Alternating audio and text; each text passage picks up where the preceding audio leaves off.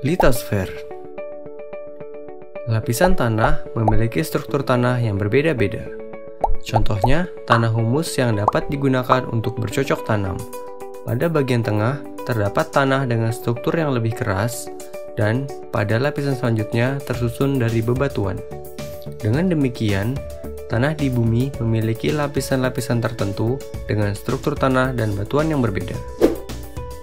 Litosfer adalah lapisan batuan yang ada di bumi.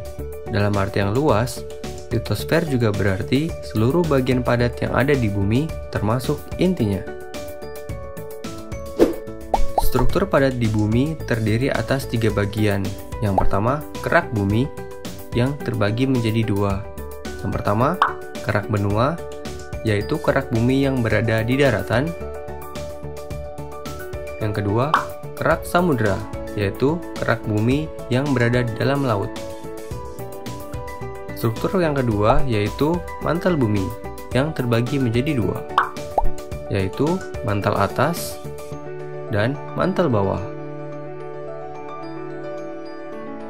Struktur padat di bumi yang ketiga yaitu inti bumi yang juga terbagi menjadi 2, yaitu inti luar bersifat cairan pekat dan inti dalam yang bersifat pekat namun menyerupai padatan.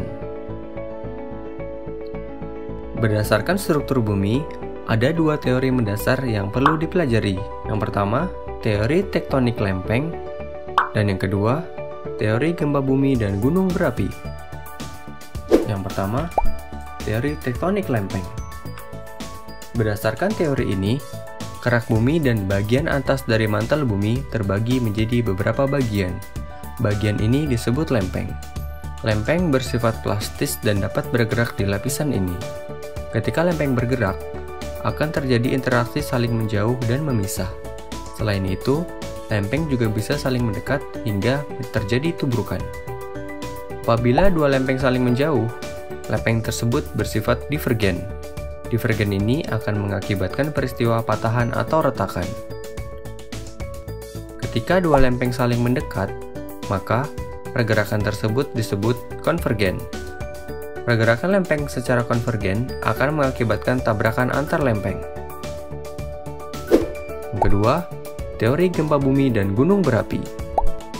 Gempa bumi adalah energi yang terjadi di permukaan bumi akibat pergerakan lempeng. Semakin besar energi yang dilepaskan, maka getarannya akan semakin besar dan kerusakan semakin parah. Begitu juga sebaliknya. Bumi juga melepaskan gelombang atau getaran yang merambat yang disebut gelombang seismik. Ketika gempa terjadi di dasar laut, gerakan lempeng tersebut akan mendorong air laut ke atas sehingga timbul gelombang yang besar dan kuat yang biasa disebut tsunami. Gunung berapi. Selain gempa bumi, efek dari pergerakan lempeng adalah terbentuknya gunung berapi. Gunung berapi adalah proses naiknya magma ke permukaan yang menyebabkan erupsi. Saat terjadi erupsi, magma dan material lainnya dikeluarkan melalui kawah gunung berapi.